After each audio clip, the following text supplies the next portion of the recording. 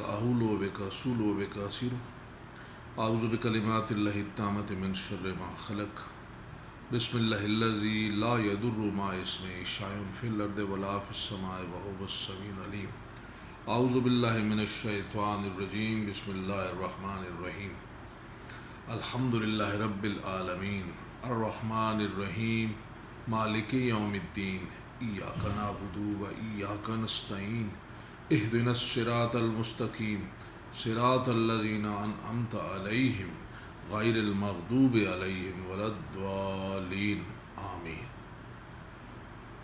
بجاه محمد رسول الله صلى الله عليه وسلم بحق يا الله يا الله يا الله يا رحمن يا نور يا ذا الجلال والإكرام يا الله يا الله يا الله يا رحمن يا نور يا ذا الجلال والإكرام یا اللہ یا اللہ یا اللہ یا رحمان یا نور یا ذا الجلال والاکرام اما بعد اللہم صلی وسلم علی سیدنا محمد سید الارواح و آلہ.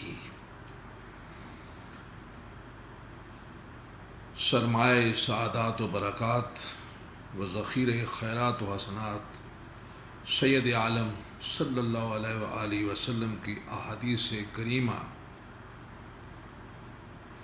سے کتاب الہی کے اسرار حل ہوتے ہیں، ہدایت و ارشاد کے دریا بہتے ہیں.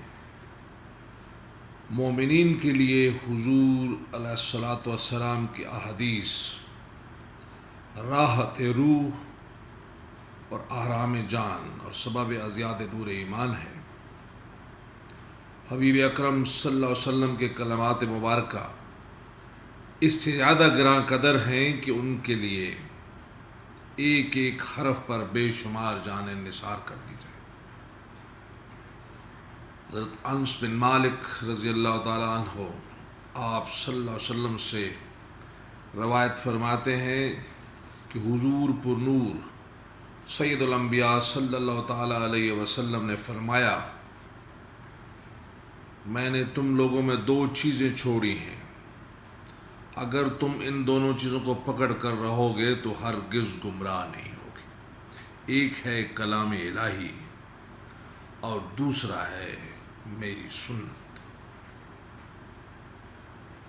حضرت انس رضی اللہ تعالیٰ عنہ سے ایک اور حدیث مروی ہے، وہ فرماتے ہیں کہ حضور پر نور سرور انبیاء صلی اللہ علیہ وسلم نے مجھ سے فرمایا، اے میرے فرزند، اگر تجھ سے ہو سکے تو اس طرح صبح و شام کرے کہ تیرے دل میں کسی کی طرف سے کدورت نہ ہو، تو ایسا کر.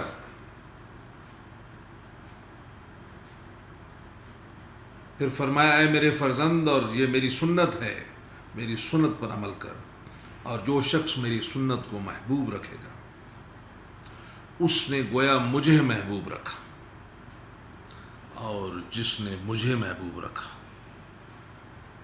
وہ یقیناً جنت میں میرے ساتھ ہوگا. حضور پر نور سید عالم صلی اللہ علیہ وسلم نے فرمایا، جس شخص نے بھی میری امت کے فساد کے وقت میری احادیث سے تمسک کیا اس کے لیے 100 شہیدوں کا ثواب ہے.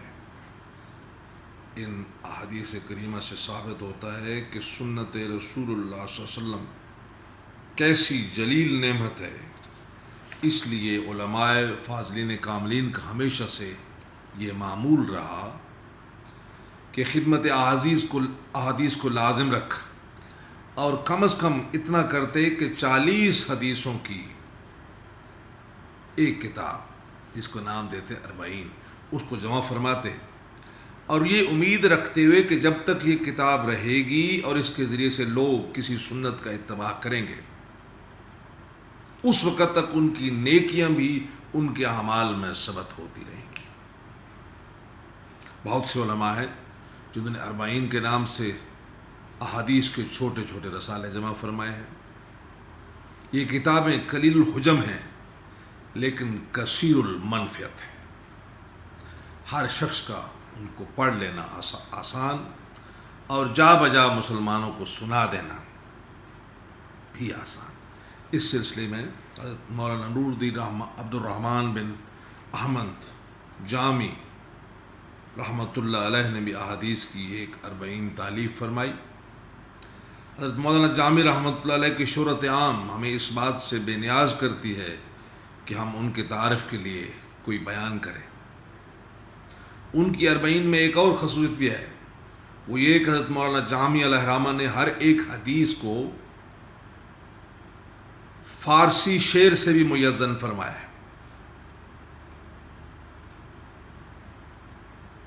ہم کوشش کریں گے کہ ان کی جمع کی احادیث میں سے پہلی 17 احادیث کو آج اردو میں آسان طریقے سے ایکسپلین کر دیا جائے۔ ان کی 40 میں سب سے پہلی حدیث ہے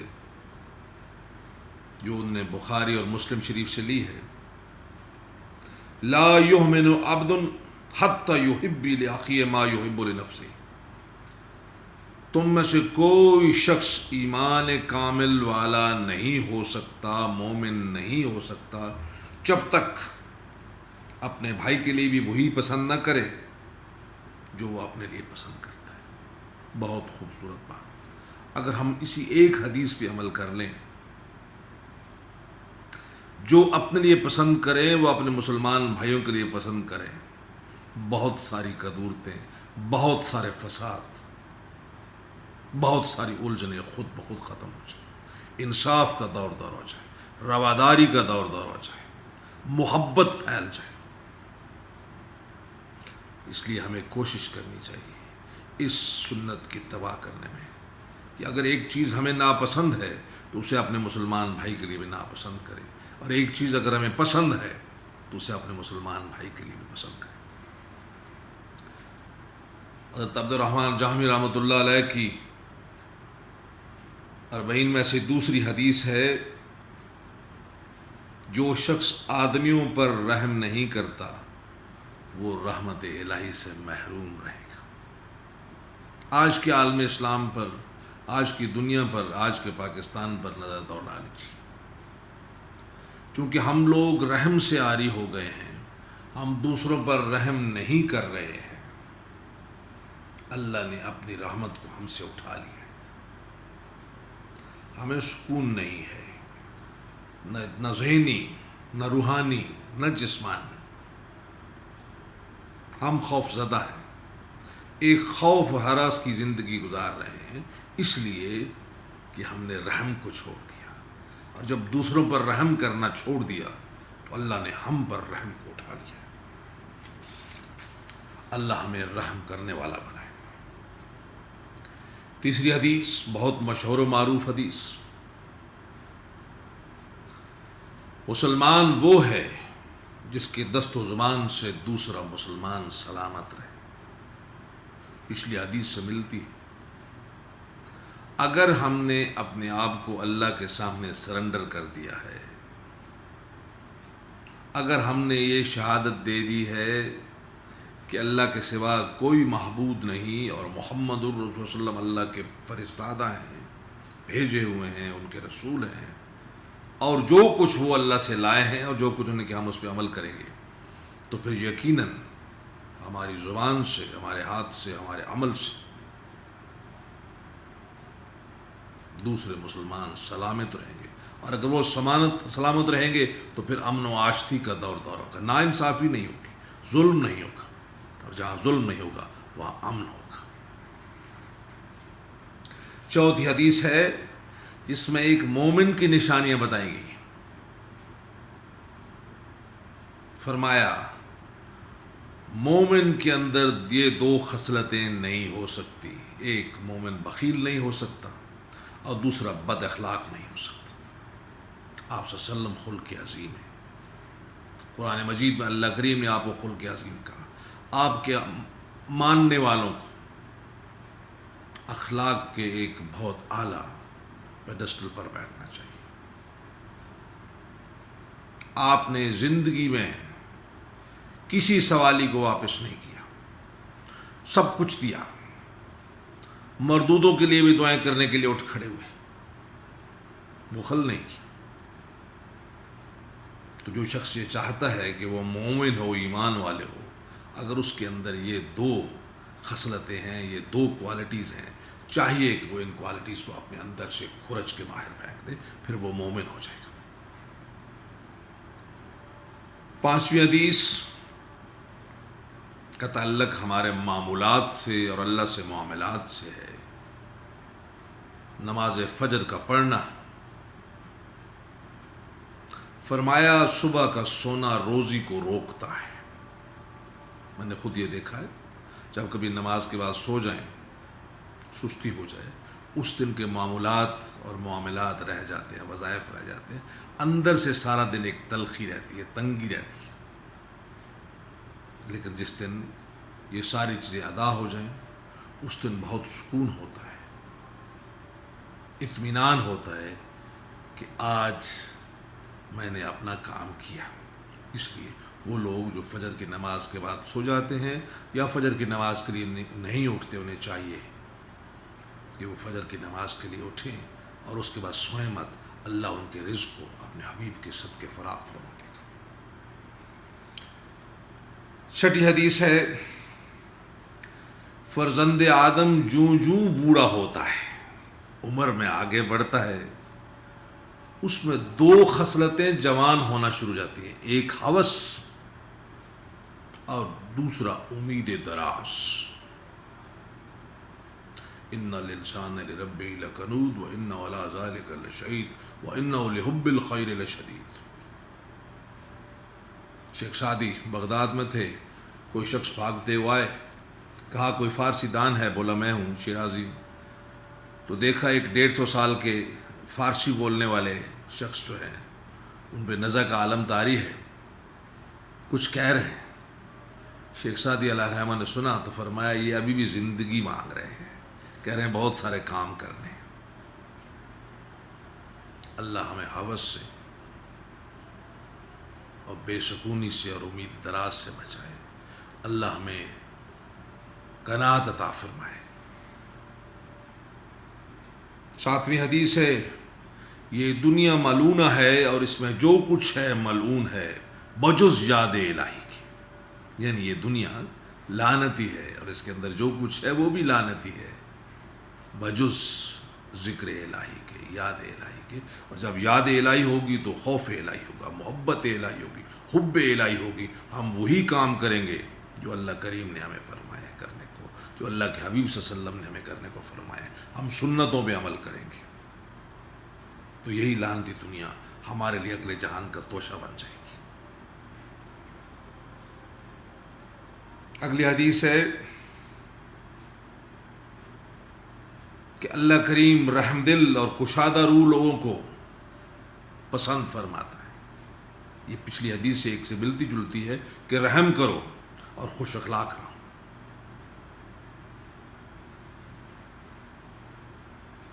9ویں حدیث ہے، ہمیشہ پاک رہو، تم پر روزی وسیع کر دی جائے گی۔ مطلب یہ ہوا پاکیزگی صرف باہر کی نہیں، اندر کی پاکیزگی۔ اپنے اندر کو تبدیل کر دو، اللہ کا کرم آ جائے گا۔ سورہ رعد میں اللہ نے فرمایا جب تک لوگ اپنے اندروں کو تبدیل نہیں کریں گے میں ان کی حالتوں کو تبدیل نہیں کروں گا۔ جب تک لوگ اپنی حالت کو بدلنے کی کوشش نہیں کریں گے میں ان کی حالتوں کو نہیں تبدیل کروں گا۔ تو پاکیزہ ہو جاؤ، اندر سے بھی باہر سے۔ اللہ کریم رزق، یہ سارے جھگڑے رزق کے ہیں، روزی کے ہیں، یہ پیسے کے چکر ہیں۔ اللہ اس رزق کو فراخ کر دے گا کہ جھگڑا ہی نہیں رہے گا۔ اگلا پوائنٹ اپنے سے بہتر لوگوں کے متعلق ہے کہ خیر طلب کرو اچھے چہرے والوں کے پاس۔ وہ لوگ جو تم سے بہتر ہیں، وہ جو روشن چہرے والے لوگ ہیں، ان کے پاس جاؤ اور بھلائی طلب کرو، اپنے لیے بھی، دوسرے بھائیوں کے لیے بھی، اس دنیا کے لیے بھی، آخرت کے لیے بھی۔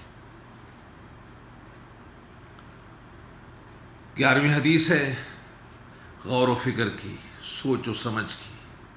مومن ایک سوراخ سے 2 مرتبہ نہیں ڈسا جا سکتا۔ اگر کوئی ایمان والا ہے اور اس سے کوئی ایک دفعہ غلطی ہو گئی ہے اور اس نے غلطی کا ادراک کر لیا ہے تو وہ یقیناً کوشش کرے گا کہ وہ غلطی دوبارہ اس سے نہ ہو۔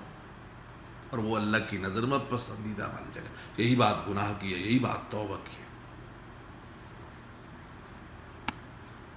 کہ اگر آپ توبہ کریں، سچے دل سے کریں، میں توبہ کروں، سچے دل سے کروں، اور اس کے بعد اس غلطی کو نہ دہراؤں، تو اللہ کریم نہ صرف معاف کرے گا بلکہ ہمارے درجات بھی بلند فرما دے گا۔ 12ویں حدیث ہے، یہ دنیا اور اس دنیا کا بندہ لعنتی ہے اور دولت کا بندہ بھی لعنتی ہے۔ وہ دنیا، وہ انسان جو اپنا مطمع نظر صرف اس دنیا کو بنا لے اور دنیا کی دولت کو بنا دے، چونکہ دنیا ملعونہ ہے اور اس میں جو کچھ ملعونہ ہے، اور جو اپنے آپ کو ان سے آئیڈینٹیفائی کرے گا وہ لعنتی ہو جائے گا۔ تو ہمیں اپنے آپ کو لعنتی ہونے سے بچانا ہے۔ یہ عالمی اسباب ہے، رزق کے حلال کی تلاش میں چلنا ہے، لیکن لعنتی دنیا کے ساتھ لعنتی نہیں بن جانا۔ دیکھ رہے ہیں آپ جو گیمیں یہاں ہو رہی ہیں، دولت کیا کیا گیمیں کرا رہی ہے، کیسی کیسی بدنامیاں لا رہی ہے۔ اگلی حدیث ہے، بہت زیادہ ہنسنا دل کو مردہ کر دیتا ہے۔ کسی شاعر نے کیا خوب کہا ہے، ہر وقت کا ہنسنا تجھے برباد نہ کر دے، تنہائی کے لمحوں میں کبھی رو بھی لیا کر۔ اللہ کریم کو نم آنکھیں اور نرم دل پسند ہے۔ وہ آنکھیں جو اللہ کے ذکر سے نم ہوتی ہیں، وہ دل جو اللہ کے ذکر سے مغلوب ہوتا ہے، وہ جسم جو سنت محمدی صلی اللہ علیہ وسلم پہ چلتا ہے، وہ اللہ کو محبوب ہے۔ اللہ نے فرمایا، اگر تم چاہتے ہو کہ تم میرے محبوب بن جاؤ، تم میرے حبیب صلی اللہ علیہ وسلم کی اطاعت کرو۔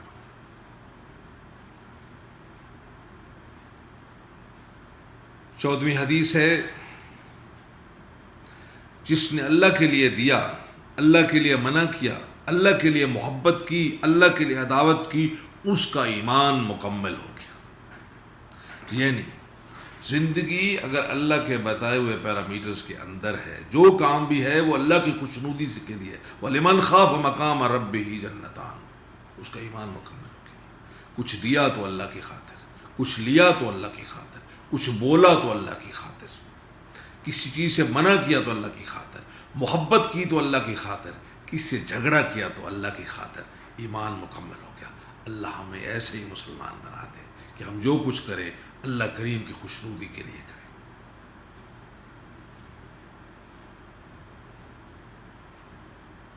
15ویں حدیث ہے، والدین سے محبت کی، ان کے رتبے کی، خصوصاً والدہ محترمہ کی۔ اللہ کریم نے فرمایا، رسول کریم صلی اللہ علیہ وسلم نے فرمایا، جنت ماؤں کے قدموں کے نیچے ہے۔ مطلب یہ ہے کہ دور کیوں جاتے ہو، اپنی ماں کو راضی کر لو، جنت مل جائے گی، اس سے دعا لے لو۔ جن کی مائیں سلامت ہیں اللہ ان کو توفیق دے ان کی خدمت کی، ان سے دعائیں لینے کی۔ جن کے والدین میری طرح جا چکے ہیں، اللہ کریم انہیں توفیق عطا فرمائے کہ وہ ان کے لیے صدقہ جاریہ بنے، تاکہ وہ وہاں سے ان کے لیے، میرے لیے اور دوسروں کے لیے جنت کی کوشش کرتے رہے، ہمیں دعائیں دیتے رہے، وہ فیض جاری رہے۔ والدین کا بڑا رتبہ ہے، خوش نصیب اپنے والدین کی خدمت کرتے ہیں، ان سے دعائیں لیتے ہیں، ان کے پاؤں کے نیچے سے جنت کو اپنے لیے کھینچ لیتے ہیں۔ اگلی حدیث مجلسوں کے متعلق ہے۔ ہم لوگ مجلسیں برپا کرتے ہیں، یہاں بولتے ہیں، بیٹھتے ہیں، سنتے ہیں، اٹھتے ہیں، بڑی خوبصورت بات ہے۔ مجلسیں امانت داری کے ساتھ ہیں۔ بہت ساری باتیں ایسی یہاں پر ہوتی ہیں جو یہیں رہنی چاہیے، باہر نہیں جانی چاہیے، بہت ساری باتیں جو باہر جانی چاہیے۔ ہمیں یہ فرق ملحوظ خاطر رکھنا چاہیے، امانت داری رکھنی چاہیے، راز رکھنا چاہیے۔ کو امانت اللہ کو پسند ہے، اللہ کے حبیب صلی اللہ علیہ وسلم کو پسند ہے۔ آپ امین تھے، نبوت کا اعلان کرنے سے بہت پہلے ہی آپ امین تھے، اور جو امانت کرنے والا ہوگا، امانت رکھنے والا ہوگا، امانت کا پاس کرنے والا ہوگا، وہ آپ کے سنت پہ چلنے والا اور آپ کے ساتھ ہوگا۔ اللہ ہمیں امانتوں کی حفاظت کرنے والا بنائے۔ اور اس محفل کی آخری حدیث ہے، یہ ہے اب خود احتسابی کی حدیث ہے۔ من آنم کے مندان، میں جانتا ہوں میں کیا ہوں۔ یہ کہتی ہے، مبارک ہے وہ جس کو اپنی عیب بینی نہیں دوسری کی عیب چینی سے باز رکھا، وہ شخص لائق مبارک ہے کہ اس کو مبارک دی جائے کہ وہ اپنے عیبوں پر نظر رکھتا ہے، اپنی تصحیح کرتا ہے، اپنے آپ کو سیدھے رستے پہ چلاتا ہے، اور جب اپنے عیب دیکھتا ہے تو پھر دوسروں کی عیب جوئی نہیں کرتا، ان کی عیب پوشی کرتا ہے۔ من سترہ مسلمن سترہ اللہ یوم القیامہ، اس نے ایک مسلمان کی ستر پوشی کی، قیامت کے دن اللہ اس کا پردہ رکھے گا۔ تو ہمیں چاہیے کہ ہم خود حسابی کریں، اپنے اندر دیکھیں ہم میں کیا خرابی ہے، دوسروں میں بے جا تنقید نہ کریں، دوسروں کی نکتہ چینی نہ کریں، دوسروں کی عیب چینی نہ کریں، دوسروں پر نگاہ رکھتے ہوئے اپنے آپ کو بھول نہ جائیں، اپنے آپ کو مثال بنائیں۔ چیریٹی بگنز ایٹ ہوم، پہلے اپنے آپ کو ٹھیک کرے، اپنے خاندان کو ٹھیک کرے، پھر دوسروں پر نکتہ چینی کرے۔ نکتہ چینی نہیں، محبت سے اپنے آپ کو رول ماڈل بنا کے ان کے سامنے پیش کرے تاکہ وہ فالو کرتے ہوئے فخر محسوس کریں، اور ہمارا نام ان لوگوں میں یہ داعین ہیں، دعوت دینے والے، ان میں شامل ہو جائے۔ اللہ کریم ہمیں ایسا بنا دے جیسے وہ چاہتا ہے۔ اللہ کریم ہمیں اپنے حبیب صلی اللہ علیہ وسلم کی سنتوں پہ چلنے والا بنا دے۔ اللہ کریم ہمیں اتباع محمدی اور عشق محمد صلی اللہ علیہ وسلم عطا فرما دے تاکہ ہم اللہ کے محبوب بن جائے۔ اللہ کریم ہمیں اچھا سوچنے، اچھا کرنے کی اس دنیا میں توفیق عطا فرمائے۔ اللہ ہمیں والدین کی خدمت کرنے والا بنائے۔ اللہ ہماری زبان سے، ہمارے ہاتھوں سے، ہمارے اعمال سے کسی مسلمان کو نقصان نہ پہنچائے۔ اللہ کریم ہمیں سلامتی والا بنائے۔ اللہ کریم ہمیں صبح خیز بنائے، صبح اٹھنے والا بنائے۔ اللہ کریم ہمیں طہارت عطا فرمائے۔ اللہ کریم ہمیں نمازی بنائے، نماز قائم کرنے والا بنائے، روزے رکھنے والا بنائے۔ اللہ کریم ہمیں ایسا بنا دے جیسا تو چاہتا ہے، ایسا بنا دے کہ ہم تیرے حبیب صلی اللہ علیہ وسلم کی سنتوں پر نہ صرف عمل کریں، ایک ایک پہلو پہ نگاہ رکھیں، خود بھی عمل کریں، اپنے ساتھیوں کو بھی عمل کرائیں۔ ما علینا الا البلاغ۔ یا اللہ اپنے فضل و کرم سے ہماری اس کاوش کو قبول فرما لے، بجاہ محمد الرسول صلی اللہ علیہ وسلم، بحق یا اللہ یا اللہ یا اللہ یا رحمان یا نور یا ذل جلال والاکرام، یا اللہ یا اللہ یا اللہ یا رحمان یا نور یا ذل جلال والاکرام، یا اللہ یا اللہ یا اللہ یا رحمان یا نور یا ذل جلال والاکرام۔ اللہم صلی علی سیدنا و مولانا محمد و علی آل سیدنا و مولانا محمد وبارک وسلم۔